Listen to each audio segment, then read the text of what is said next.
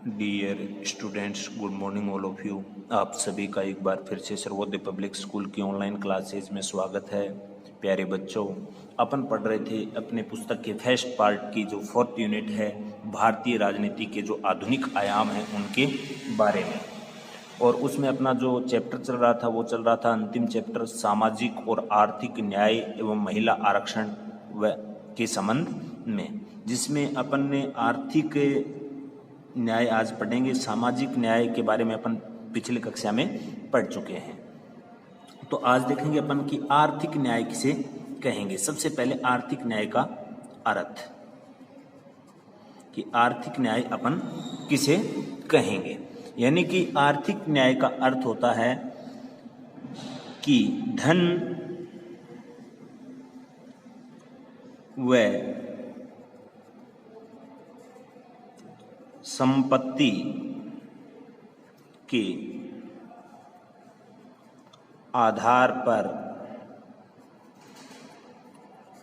व्यक्ति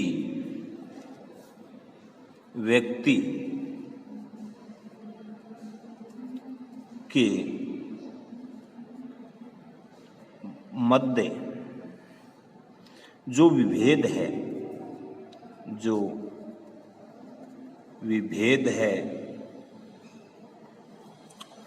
उसको क्या करना,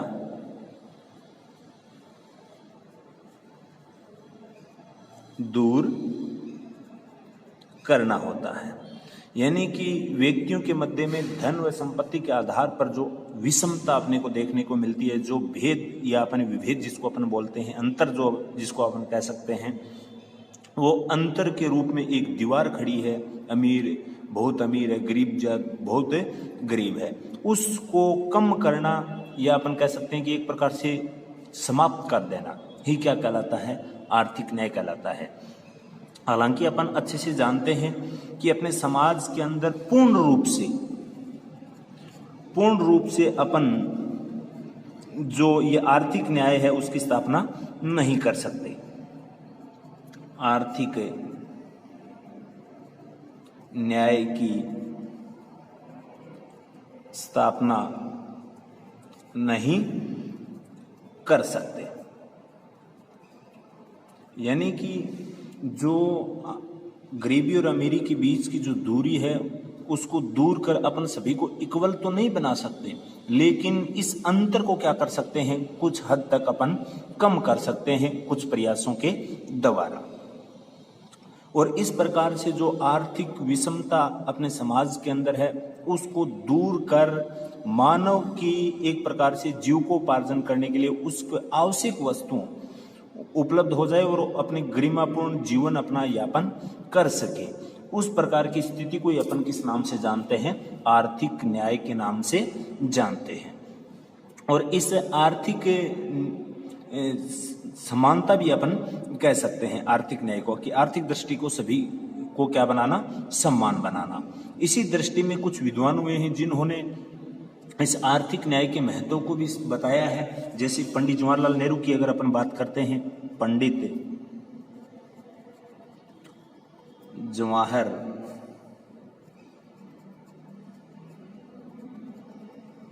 नेहरू की, तो पंडित जवाहरलाल नेहरू ने कहा था कि भूख से जो व्यक्ति मर रहा है, भूख से मर रहे व्यक्ति के लिए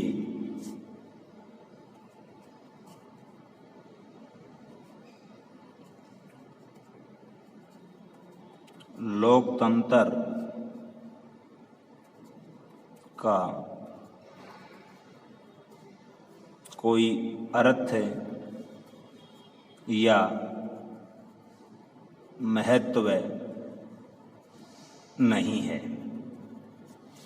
यानी कि जो व्यक्ति भूख से मर रहा है उस व्यक्ति के लिए लोकतंत्र का कोई महत्व नहीं है। यानी कि लोकतंत्र में सबको अधिकार मिलते हैं, सबको स्वतंत्रताएं मिलती है, लेकिन जब व्यक्ति को अधिकार ही नहीं मिल पा रहे हैं, वो अपने आजीविका भी आसानी से नहीं चला पा रहा है, तो उसके लिए लोकतंत्र का क्या फायदा होगा, उसके लिए लोकतंत्र का कोई महत्व नहीं है। लोकतंत्र का महत्व तभी होगा जब अपने समाज के अंदर आर्थिक समानता होगी।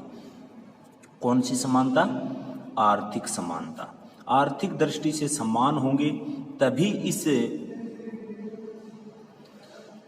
लोकतंत्र का क्या हो सकता है, महत्व हो सकता है। ऐसा किसने कहा था? पंडित जवाहरलाल नेहरू ने कहा था।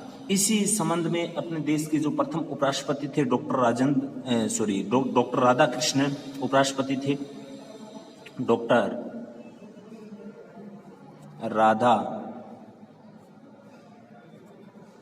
कृष्णन, उसने कहा था कि जो लोग गरीबी की ठोकरें खाकर इधर उधर भटक रहे हैं ना, उसके लिए मजदूरी नहीं मिल रही है, भूख से मर रहे हैं, उसके लिए संविधान या विधि पर कोई गर्व नहीं है। यानी कि जो व्यक्ति गरीबी की वजह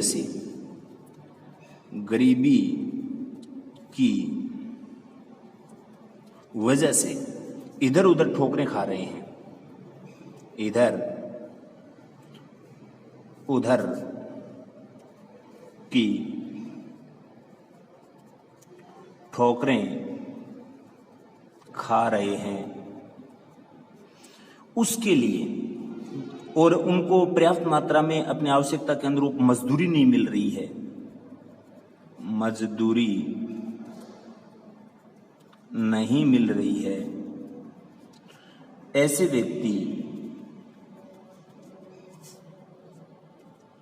अपने संविधान या विधि, जो जिसको अपन कानून बोलते हैं, विधि या जिसको अपन क्या बोलते हैं, कानून बोलते हैं, पर क्या नहीं कर सकते, गर्व नहीं कर सकते। क्योंकि संविधान सबको समानता का अधिकार देता है, सबको अपने गरिमापूर्ण आजीविका करने का अवसर देता है।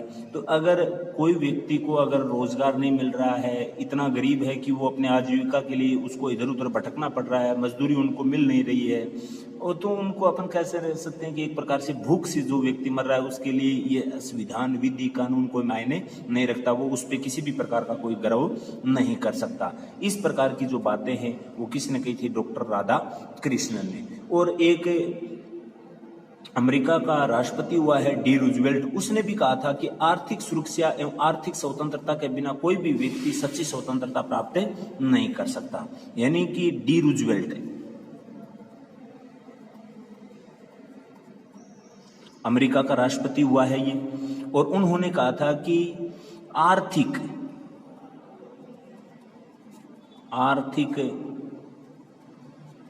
सुरक्षा एवं आर्थिक स्वतंत्रता के बिना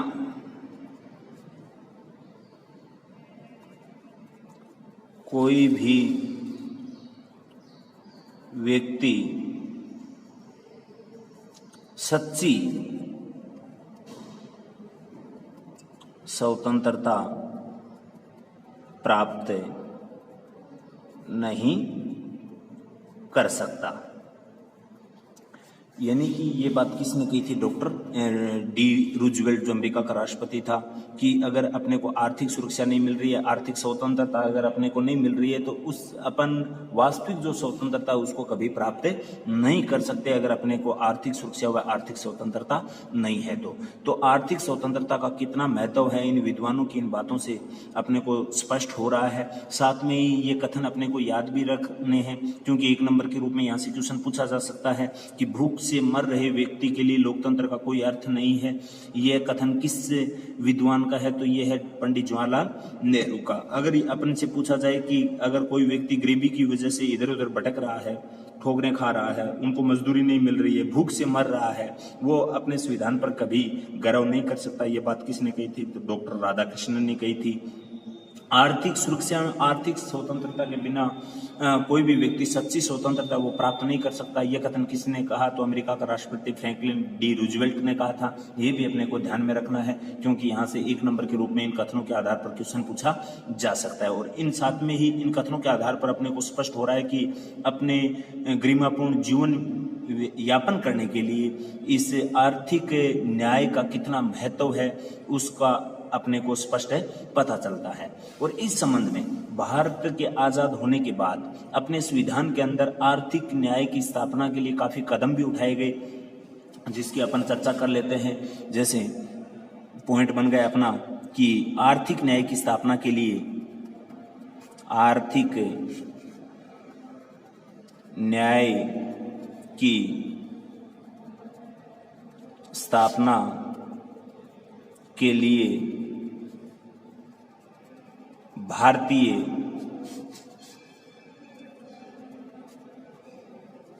संविधान में उल्लेख किस प्रकार से किया गया है। तो अगर अपन मूल अधिकारों की बात करते हैं तो अपने संविधान के भाग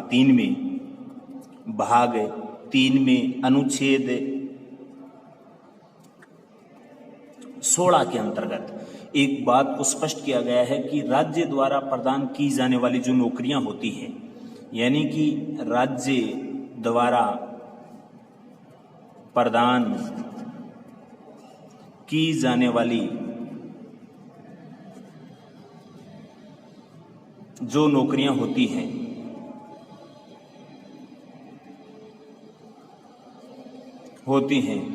उस पर समाज के सभी व्यक्तियों को समान अवसर उपलब्ध करवाना, यानी उस नौकरियों पर समाज के सभी व्यक्तियों को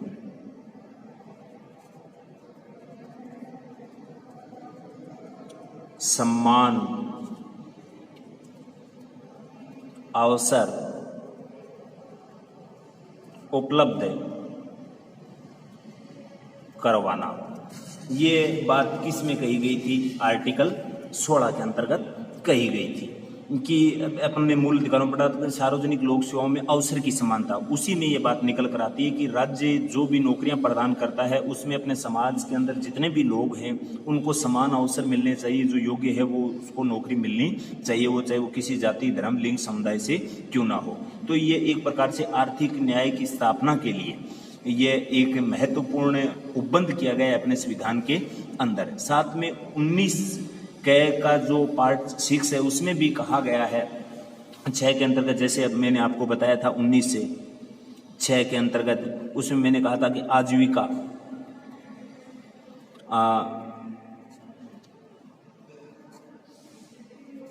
जीविका के संसाधन जुटाने के, यानी कि जो व्यक्ति की वृत्ति जो व्यापार होता है आजीविका प्राप्त करने का क्या होगा? अधिकार होगा। और इसी संबंध में अगर अपन बात करते हैं नीति निर्देशक तत्वों की,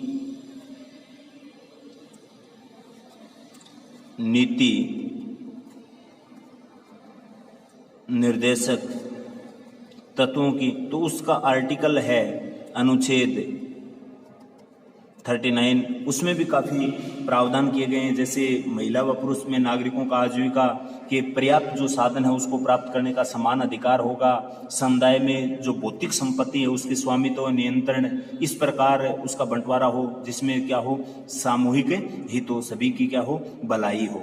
और पुरुष व महिला दोनों को समान कार्य के लिए क्या देना चाहिए? समान वेतन दिया जाना चाहिए, चाहे वो महिला हो चाहे पुरुष हो। अगर एक समान कार्य कर रहे हैं तो उसको एक समान वेतन मिलना चाहिए, उसमें किसी भी प्रकार का भेदभाव नहीं किया जाना चाहिए ताकि आर्थिक न्याय की स्थापना की जा सके। इस प्रकार के उपबंध है वो नीति निर्देशक तत्वों के अंतर्गत भी अपने संविधान के अंदर किए गए हैं। और साथ में ही अगर अपन बात करते हैं जो श्रमिक वर्ग है उसके लिए, चाहे वो पुरुष हो चाहे महिला हो, उसके स्वास्थ्य एवं शक्ति तथा उसके बालकों की जो एक सुकुमार अवस्था होती है पढ़ने लिखने की, उसका दुरुपयोग नहीं किया जाना चाहिए। उसको अच्छी शिक्षा दी जानी चाहिए और ताकि उनको अच्छा रोजगार मिल सके, उनको इधर उधर भटकना ना पड़े और उनको अपन कह सकते हैं कि किसी भी प्रकार की इस सुकुमार अवस्था के अंदर कोई कार्य करने के लिए बाध्य ना होना पड़े। इसके लिए सरकार ने अपने संविधान के अंदर अपन कह सकते हैं कि अच्छे अच्छे उपबंध किए गए हैं।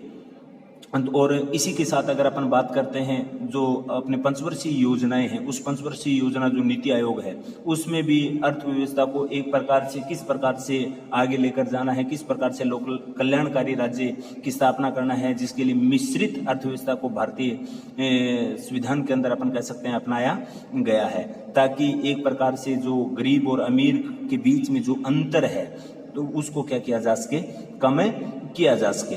साथ में अगर अपन बात करते हैं तो 1969 के अंदर इंदिरा गांधी ने, जो अपन अच्छे से जानते हैं, हम हिंदुस्तान आज़ाद हुआ था उससे पहले विभिन्न रियासतों में विभाजित था, उसका एकीकरण का जिम्मा जो सरदार वल्लभ भाई पटेल को दिया था उसके अकॉर्डिंग कर दिया गया था। लेकिन उन राजाओं को पहले क्या दिया जाता था, पेंशन दी जाती थी, जिसको अपन क्या बोलते हैं,